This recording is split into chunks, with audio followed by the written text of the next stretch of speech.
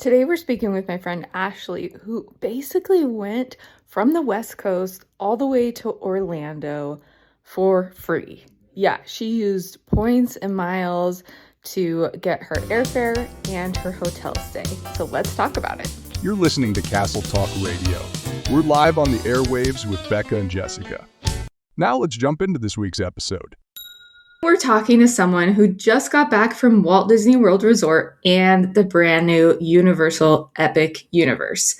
We're going to walk through their experience, what the parks were like, what the newest rides felt like, what surprised them, and whether Epic Universe really changes the theme park landscape in Orlando. Today, I'm welcoming my longtime friend, Ashley, to share about her most recent experience. So, Ashley, let's jump right in and tell me a quick rundown of your trip, like where you went, how long you were there, and who you went with. So we started our first day there. We were there about 5-ish days. Our first day there, we did Disney Springs and just kind of had like an acclimate day. We had like a really late flight the night before. So it was nice to have that day, plus the time difference and all that. It's a 3-hour time difference. So, starting a park day right away would have been kind of brutal for us. So we did Disney Springs, and then we did, the next day we did Magic Kingdom, then we did Hollywood Studios, and then we did Epic Universe, and then we had kind of a half day where we got to spend at the hotel, and then we went home. We went with my family of 5. So it's me, my husband, and my 3 boys who are 11, 8, and 5. My husband's parents, so my in-laws, we kind of made this my mother-in-law's 80th birthday celebration. She has a birthday next month. And then a couple of my husband's siblings, well, I guess almost all, but 2. So my sister-in-law came with her 3 kids. They just did Disney with us, so they just did 2 days. And then we did my sister-in-law and her husband, my other sister-in-law and her husband, and then my brother-in-law and his girlfriend. So we were a large group. That sounds like a big group and a big party. I love it that you could all get everyone there at once. Like coordinating times and traveling and everything is a big job. And we talked a lot about this trip coming up, like me and you talked a lot about it on the phone and different logistics of it. So you guys will get a little bit of that.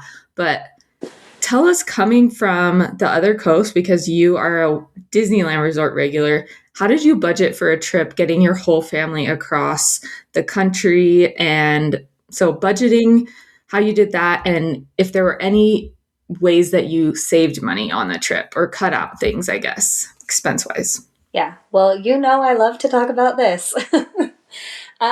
We used credit card welcome offers to take our family there basically for free. So obviously there were expenses. You have your food, you have your, all those things. But we mostly were able to do it using points. So I decided to do Southwest. They kind of offered the best options, I felt like, flying out there. It was kind of a bummer because they Southwest just switched their policies, so it was a little crazy. But overall, it was fine. And what we did is we leveraged welcome offers and to get 2 companion passes. So 2 of my kids flew on companion passes, one with my husband and one with me. And then we used points, Southwest points, to cover. So to fly my family of 5 out there, it cost me about $11 each, just paying the taxes and the fees. So it was about $55 for us to fly our family of 5 out there. My sister has done Walt Disney World many times. They usually stay at a Hilton property. So I used Hilton points to stay. We kind of decided to stay at a more bougie hotel. You know me, that's kind of my thing. I wanted to stay at a nice hotel. For us, staying on property at a Disney hotel wasn't a priority. Mm-hmm.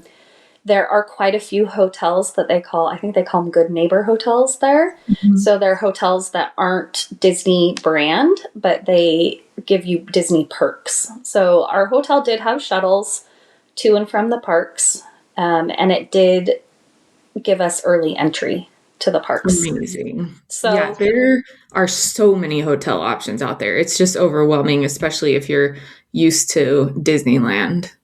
yeah, so it seemed like an unnecessary expense. I mean, we stayed at the Waldorf Astoria. That was our choice. So it required more points, but it was really lovely. And then with our status, we got upgraded to a suite. So we had enough, we had plenty of room. Our suite had like a little kitchenette area. It was really nice. The pool was nice, but there are other options if that's the route you want to go. The rest of our family all stayed at the Drury, which was, I think, just under like 200 a night. So, and it also gave them free breakfast and early entry to the parks. So there's a That's way to do it amazing. so it's way less expensive. Um, I just couldn't really see any perk to staying at an expensive Disney hotel.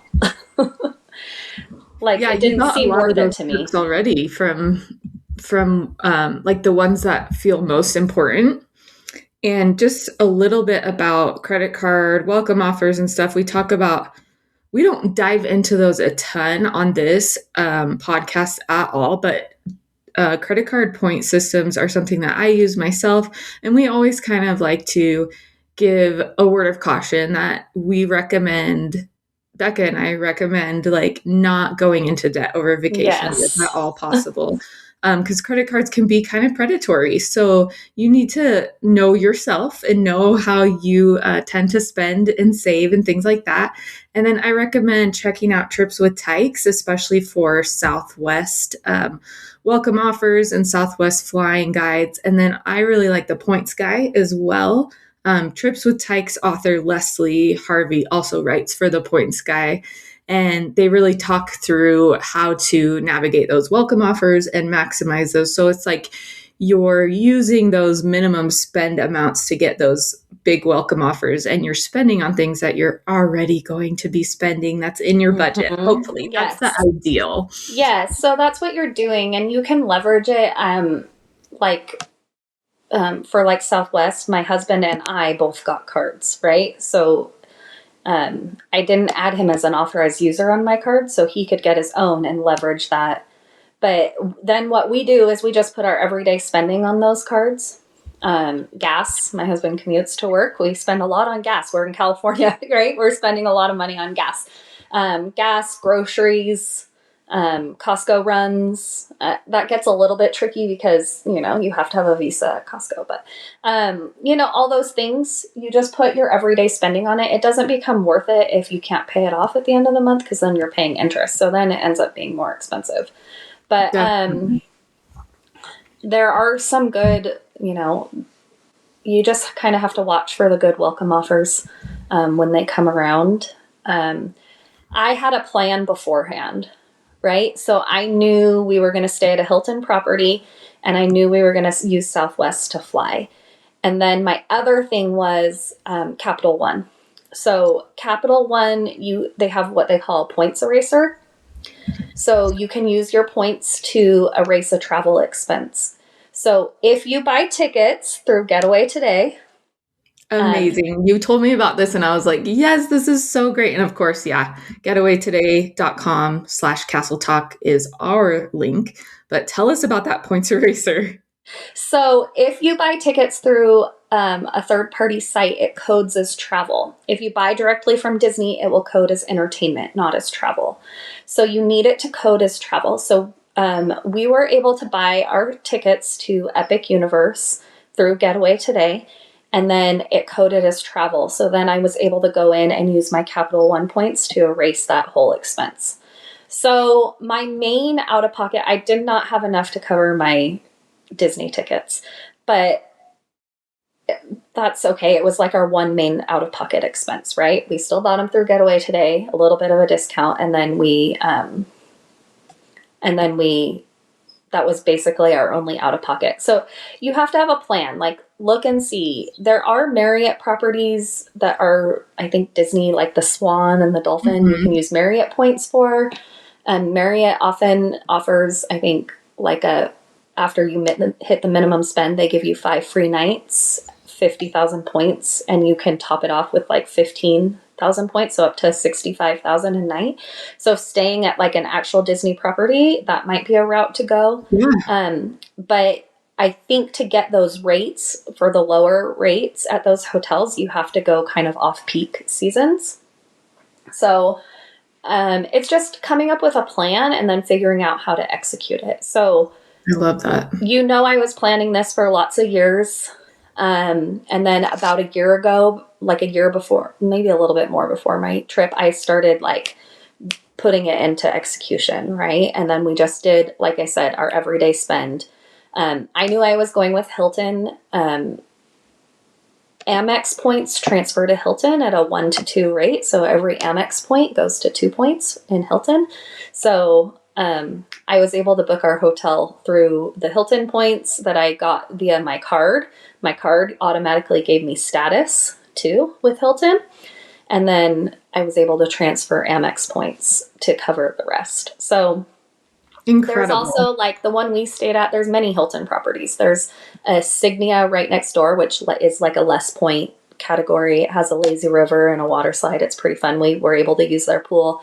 There's like the Hilton Buena Vista, which also I think offers early entry. So, there's lots of choices. That is so cool. And I love how you just studied it out. I mean, that's what we're about here on this podcast, is studying it out, planning it out, and then maximizing everything. So another great points and miles is like a newer to me podcast called All the Hacks. He goes over lots of different things, but if these ratios and welcome bonuses and things have your head spinning, you don't have to jump into any of them or all of them at once. Just find the right resources and you can really do some good in like chipping away at that massive cost. This is a perfect place to stop, and we'll be back next week talking about all the highlights of your trip in Orlando, both at Walt Disney World and Universal Florida.